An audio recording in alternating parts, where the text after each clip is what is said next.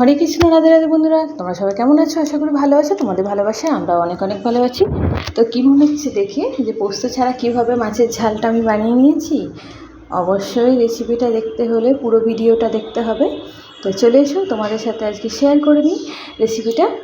প্রথমেই দেখো, আমি মাছগুলো বেছে নিয়েছিলাম পরিষ্কার করে, আর আমি নুন মাখিয়ে রেখে দিই মাছের মধ্যে, বুঝলে? মাছ ধোয়ার পরে নুন মাখিয়ে নিয়েছিলাম, তারপরে ওটার মধ্যে হলুদ মাখিয়ে নিয়েছি। ভালো করে হলুদটা দুদিকেই মাখিয়ে নেওয়ার পরে এবারে আমি রেখে দিয়েছিলাম। এদিকে কিছু দেখো কীভাবে আমি মাছের ঝাল বানিয়েছি পোস্ত ছাড়া। এটা কি জানো? এটা কুমড়োর দানা। তো এটা আমি 1 চামচ কুমড়োর দানা নিয়েছিলাম, আর সর্ষে নিয়েছিলাম 1 চামচ, 2 চামচ তিল নিয়েছিলাম, সাদা তিল, দেখেছ? আর পোস্ত নিয়েছিলাম 1/2 চামচ একদম। তো এবারে বলো, পোস্তর স্বাদটা তোমরা কী করে পাবে এত কিছুর মধ্যেখানে? তো সেই জন্য পোস্তর পরিমাণটা যদি বাড়িতে কম থাকে, এইভাবে কিন্তু পোস্তর স্বাদ পেতে গেলে মাছের ঝাল এই উপকরণগুলো দিয়ে বানিয়ে নিতে পারো। তো যাই হোক, এগুলো সব নিয়ে নিয়েছিলাম, একদম সামান্য উপকরণ। তারপরে এই যে কড়াই তেল গরম করে মাছগুলো ভালো করে ভেজে নিতে হবে। বেশ ভালো করে গরম করে নিয়েছিলাম তেলটা, যাতে মাছগুলো লেগে না যায়। তো মাছগুলো দেখো হালকা ভাজবো, বেশি ভাজবো না। আর এদিকে আমি কিন্তু মাছটা ভাজতে ভাজতে এটা পেস্টটা বানিয়ে নেব। কুমড়োর দানা আমরা অনেকেই ফেলে দিই, কিন্তু এটা কিন্তু খেতে বেশ সুস্বাদু, একদম পোস্তকে হার মানিয়ে দেয়।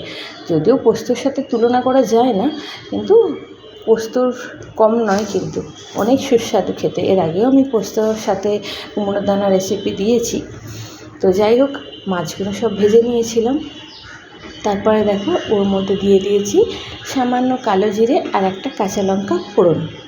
তো তারপরে আমি বেটে রাখা পেস্টটা কড়াইয়ের মধ্যে দিয়ে দিলাম, তেলের মধ্যে দিয়ে ভালো করে দেখো কষিয়ে নিতে হবে, যাতে গন্ধটা চলে যায়।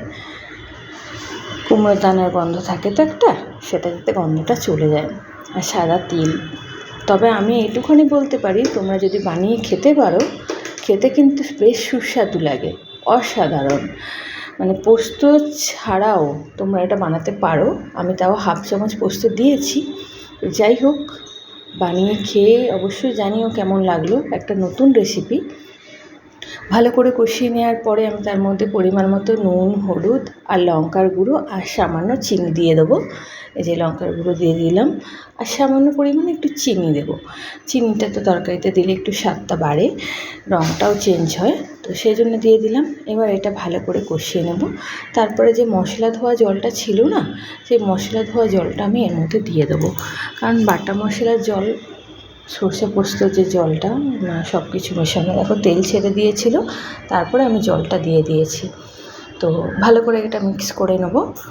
আর তোমাদের যদি ভালো লাগে ভিডিওটা, অবশ্যই লাইক, কমেন্ট, শেয়ার করে পাশে থেকো। আর নতুন নতুন তাহলে ভিডিও আমি দিতে পারবো, আমার উৎসাহ হবে। কারণ তোমাদের একটা লাইক, একটা শেয়ার আমার কাছে অনেক।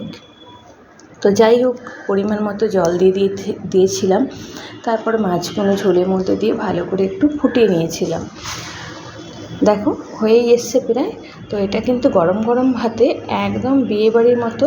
দেখো, রুই মাছের কালিয়াও বলতে পারো, সর্ষে পোস্ত বলো, একটা অজানা রেসিপি।